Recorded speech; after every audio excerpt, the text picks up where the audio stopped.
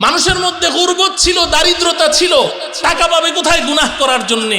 মায়ের বালিশের নিচে না কোথায় মা চাউলের ড্রামের ভিতরে কোথায় টাকা রাখে, ওখান থেকে টাকা চুরি করে এরপরে মাসকে মাস প্ল্যান প্রোগ্রাম করে এরপরে কোথাও সফরে গিয়ে এই সিনেমা দেখতে হতো।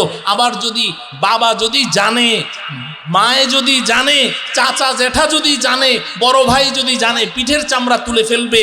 হাজারো ভয় আশঙ্কা এর ভিতর দিয়ে একটা গুনাহ করতে হতো।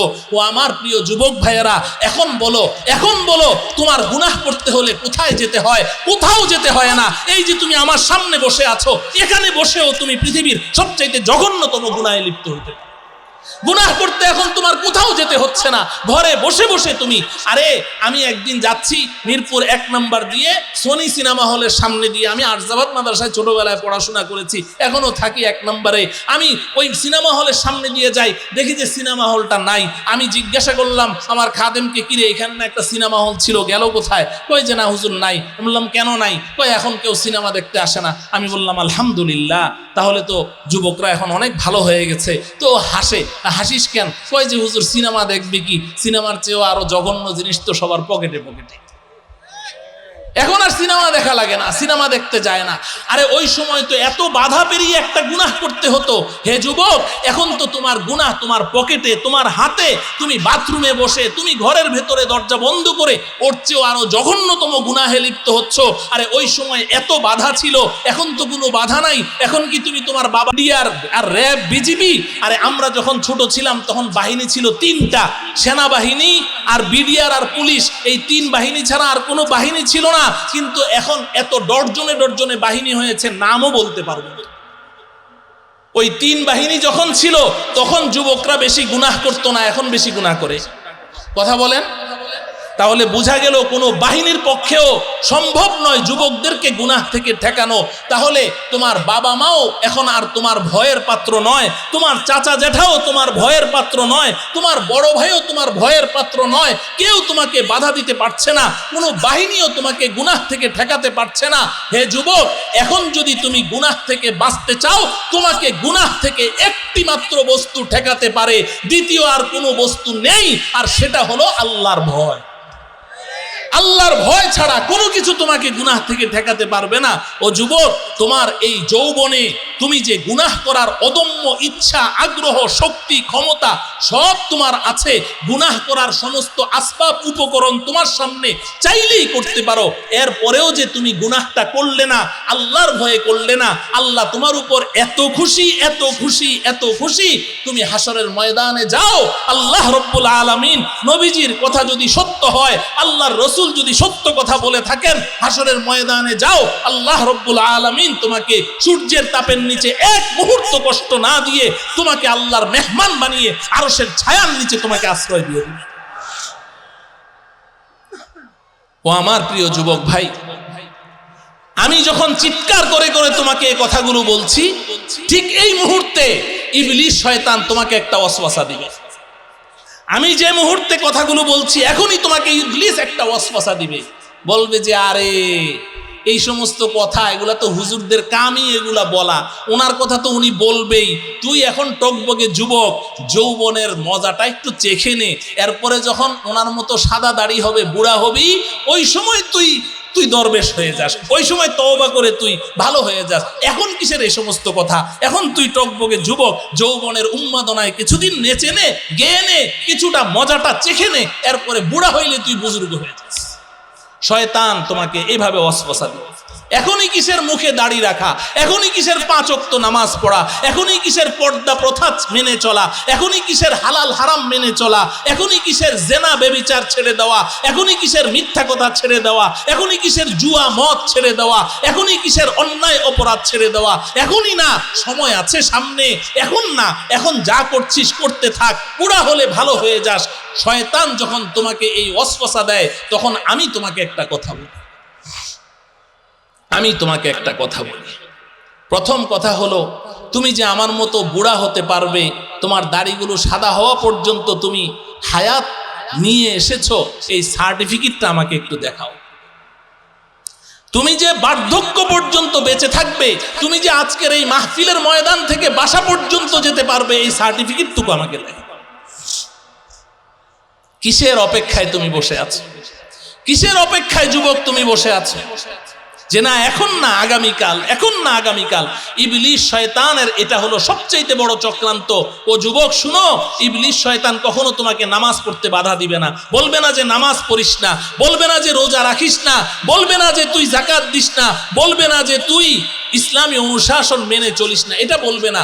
বলবে যে আগামীকালকে, পরশু, বলবে যে এত তাড়াতাড়ি দরকার কি, এই যে সামনে শুক্রবার আছে, আজকে ওয়াজ শুনলি তো, আচ্ছা ঠিক আছে, এই সপ্তাহটা শেষ হোক, জুমার দিন, সাপ্তাহিক ঈদের দিন ভালোভাবে গোসল টোসল করে এরপরে জুমার নামাজ পড়ে তওবা টওবা করে তুই ভালো হয়ে যাস।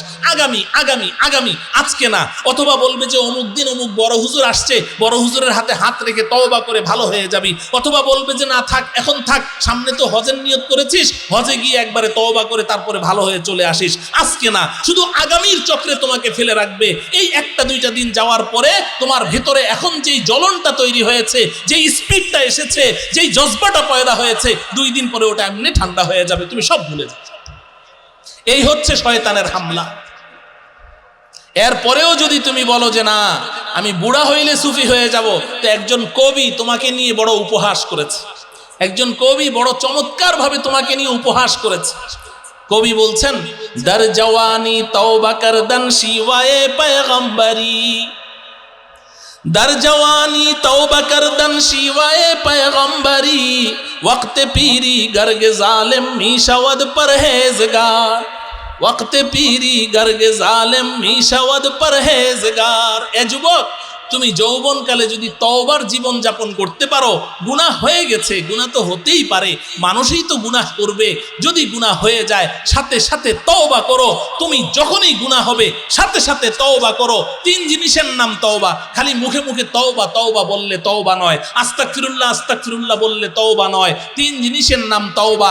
1 নাম্বার, যেই গুনাহটা করেছো এটা ছেড়ে দাও, এটা ছেড়ে দাও। মদের বোতল হাতে নিয়ে তুমি বলছো তওবা তওবা, এটা আল্লাহর সাথে উপহাস। মদের বোতল ফিকে ফেলে দাও, তারপরে তুমি তওবা করো। 2 নাম্বার, ভবিষ্যতে আর কখনো এমন গুনাহ করবে না, এই মর্মে আল্লাহর সাথে ওয়াদা করো। 3 নাম্বার, চোখের পানি ছেড়ে দাও। তোমার এই 3 জিনিসের মাধ্যমে যদি তুমি তওবা করতে পারো, নবীজি বলেছেন আত্তাইবু মিনাদ যামবি কামাল্লা যামবা লাহু। কি পরিমাণ গুনাহ তুমি করেছো, গুনাহ করতে করতে তুমি ক্লান্ত হয়ে যাবে, আল্লাহ পাক ক্ষমা করতে করতে ক্লান্ত হয়ে যাবেন না। সাহাবী জিজ্ঞাসা করলেন, ইয়া রাসূলুল্লাহ, তওবা করার সময় তো এইভাবেই করি, আবার যে গুনাহ হয়ে যায়? নবীজি বললেন, ওয়া ইন আদা ফিল ইয়াউমি 70 মাররাতান, তুমি খাঁটি দিলে তওবা করো। যখনই গুনাহ হয় খাঁটি দিলে তওবা করো। একদিনে 70 বার তওবা করেছো, 70 বার তওবা ভেঙেছো, আমার আল্লাহ 70 বার তোমাকে ক্ষমা করে দিবে। দর জওয়ানি তওবা করদন শিওয়ায়ে পয়গম্বরি। তুমি যদি এই তওবার জীবন যাপন করতে পারো, তাহলে তোমার হাসর হবে নবী রাসূলদের সাথে, হযরতে ইউসুফ আলাইহিস সালামের সাথে।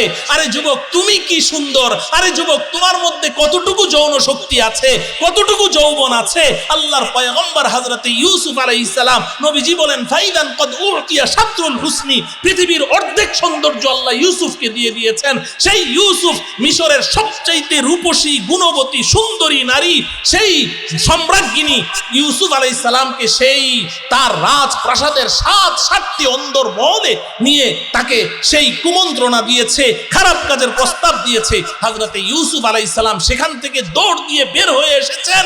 আল্লাহ রাব্বুল আলামিন যদি তুমি তোমার যৌবনকে পবিত্র রাখো, তাহলে হাসরের ময়দানে অবশ্যই অবশ্যই আল্লাহ তোমাকে ইউসুফ আলাইহিস সালামের সাথে হাসর করবে। আর যদি তুমি বলো যে না বুড়া হইলে আমি বুজুর্গ হয়ে যাব, তো কবি কি বলে জানো? কবি বলছে, ওয়াক্তে পীরি গর্গে জালেম মিশাওয়াদ পরহেজগার। আরে যুবক, তুই বুড়া হইলে বুজুর্গ হবি? বুড়া হইলে তো জঙ্গলের সবচাইতে জালেম অত্যাচারী প্রাণী সিংহ, ও তো বুজুর্গ হয়ে যায়। সিংহ সারাটা জীবন সামনে দিয়ে যে যায় তাকেই থাবা মারে, যে যায় তাকেই থাবা মারে, ওর সামনে দিয়ে কাউকেই যাইতে দেয় না। ক্ষুধা থাকলেও ধরে, ক্ষুধা না থাকলেও ধরে, যে যায় তাকেই থাবা মারে। কিন্তু যখন নাকি বুড়া হয়ে গেছে, এখন আর থাবা মারবে তো দূরের কথা, হাঁটতেও পারে না, দাঁড়ালেই মাথা চক্কর দেয়, চোখে সর্ষে ফুল দেখে হাঁটু থরথর করে কাঁপে। এখন সিংহ চুপচাপ বসে আছে। তো সিংহর সবচেয়ে ফেভারিট খাবার হলো খরগোশ। খরগোশ বুঝে ফেলেছে যে বস এখন আর নড়াচড়া করতে পারে না। এখন খরগোশ তো সিংহ দেখলে 10 মাইল দূরে দিয়ে হাঁটতো, আজকে খরগোশ সিংহের নাকের সামনে দিয়ে কোমর দুলিয়ে হাঁটে আর গুনগুনিয়ে গান গায়। পিছন থেকে শিয়াল এসে বলে, মামা কত বড় বেয়াদব, মারেন না একটা থাবা। সিংহ কয়, ভাগিনা জানিস না আমি বুজুর্গ হয়ে গেছি। তুমি কি ওই দিনের অপেক্ষায় আছো যুবক? তুমি কি ওই দিনের অপেক্ষায় আছো যেদিন তোমার নড়াচড়ার শক্তি থাকবে না, লুজ হয়ে যাবে? সেদিন তুমি বলবে আমি বুজুর্গ হয়ে গেছি। ওই বুজুর্গির আল্লাহর কাছে কোনো মূল্যায়ন হবে না। তোমাকে যৌবনকালেই বুজুর্গ হতে হবে, যৌবনকালেই তওবা করতে হবে। আমি এই 2 প্রকারের কথাই বললাম। সময় আমার 10টা পর্যন্ত ছিল, তো আমি কথা এখানেই শেষ করে দিচ্ছি। আর বাকি কথাগুলো হয়তোবা অনেকের মন খারাপ হবে, আমি শুধু অনুবাদ করে দিচ্ছি। বুড়ারা বলবে যে হুজুর তাহলে আমাদের রাস্তা কি বন্ধ হয়ে গেছে? 3 নম্বর নবীজি বলছেন, ওয়া রাজুলুন কলবুহু মুআল্লাকুন ফিল মাসাজিদ, ওই সৌভাগ্যবান ব্যক্তি যার অন্তরটা সব সময় মসজিদের সাথে ঝুলে থাকে। সুবহানাল্লাহ। অন্তর মসজিদের সাথে ঝুলে থাকে। তুমি ডাক্তার, তুমি ইঞ্জিনিয়ার, তুমি প্রফেসর, তুমি একজন কৃষিজীবী, তুমি কর্মজীবী, তুমি ব্যবসায়ী, তুমি তোমার কাজে লিপ্ত আছো, থাকো, কোনো সমস্যা নেই। শুধু কানটা খাড়া করে রাখো কখন মসজিদে আজান দেয়। আজান শোনা মাত্র কাজ সব বন্ধ, দোকানের শাটার বন্ধ, ডাক্তার তোমার প্রেসক্রিপশন লেখা বন্ধ, ইঞ্জিনিয়ার তোমার ড্রয়িং করা বন্ধ, কাজ বন্ধ করে দিয়ে সোজা তুমি মসজিদে চলে যাবে। আবার মসজিদ থেকে নামাজ পড়ে এসে কাজে লেগে যাবে, কানটা খাড়া করে রাখবে মসজিদের সাথে। বাস, যদি এইভাবে তোমার জীবনটা কাটিয়ে দাও, আল্লাহ পাক তোমাকে হাসরের ময়দানে আরশের ছায়ার মেহমান বানিয়ে দিবে। বাস, এই 3টা বলে আমি কথা শেষ করে দিচ্ছি। আল্লাহ রব্বুল আলামিন আমাদেরকে এই 7 শ্রেণীর অন্তর্ভুক্ত হয়ে হাসরের ময়দানে আল্লাহ পাকের আরশের মেহমান হওয়ার তৌফিক দান করুন। বিশেষ করে আমার যুবক ভাইদের প্রতি আমি যে আবেদনটুকু রাখলাম, এখনই সময়, কাল বিলম্ব না করে আজকের এই মাহফিল থেকেই আল্লাহ পাকের ওলি হযরত মাওলানা নজরুল ইসলাম কাসেমি দামাত বারাকাতুহুম তিনি আসবেন, কথা বলবেন, তার হাতে হাত রেখে তওবা করে আমরা এই মজলিস থেকে যাব। আল্লাহ রব্বুল আলামিন উলামায়ে কেরামের আজকের এই মাহফিলকে কবুল করেন। ওয়া সাল্লাল্লাহু তাআলা আলা সাইয়্যিদিনা মুহাম্মদ ওয়া আলা আলিহি ওয়া আসহাবিহি আজমাইন। সকলে একবার মুহাব্বতের সাথে দুরূদ ইব্রাহিমি পড়ি। আল্লাহুম্মা সাল্লি আলা মুহাম্মাদিন ওয়া আলা আলি মুহাম্মাদ কামা সাল্লাইতা আলা ইব্রাহিম ওয়া আলা আলি ইব্রাহিম ইন্নাকা হামিদুম মাজিদ। আল্লাহুম্মা বারিক আলা মুহাম্মাদিন ওয়া আলা আলি মুহাম্মাদ কামা বারাকতা আলা ইব্রাহিম ওয়া আলা আলি ইব্রাহিম ইন্নাকা হামিদুম মাজিদ। 34 নং ওয়ার্ড, রায়ের বাজার, মোহাম্মদপুর, ঢাকা এর ইমাম উলামা পরিষদ এর উদ্যোগে আয়োজিত অধ্যকার 2য় বার্ষিক ইসলামী মহাসম্মেলনের সম্মানিত সভাপতি হযরত উলামায়ে কেরাম, আইম্মায়ে মাসাজিদ, খুতাবায়ে ইজম, সামনে উপবিষ্ট আমার প্রাণাধিক প্রিয় লাখতে জিগার আজিজ তালেবানে উলুমে নবুয়ত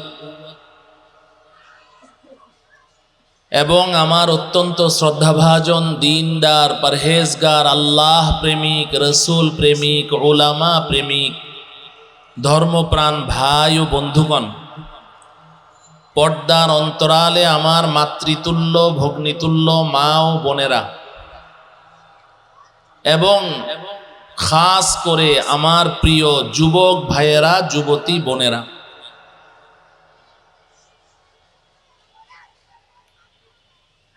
আল্লাহ পাকের মেহেরবানি, অন্যান্য যে সকল মাহফিল বাংলাদেশে হচ্ছে, চলছে, অন্যান্য মাহফিলগুলোর তুলনায় আজকের এই মাহফিলে একটি ব্যতিক্রমী দৃশ্য আমার সামনে ভেসে উঠেছে, যা অত্যন্ত আনন্দদায়ক এবং আশাব্যঞ্জক। সাধারণত এই জাতীয় দ্বীনি মাহফিল, ইসলামী মহাসম্মেলন, তাফসিরুল কোরআন মাহফিলগুলোতে যুবকদের তুলনায় বুড়োদের উপস্থিতি বেশি দেখা যায়। বুড়ারা বেশি থাকে, জোয়ানরা ওয়াজ শুনতে আসে না।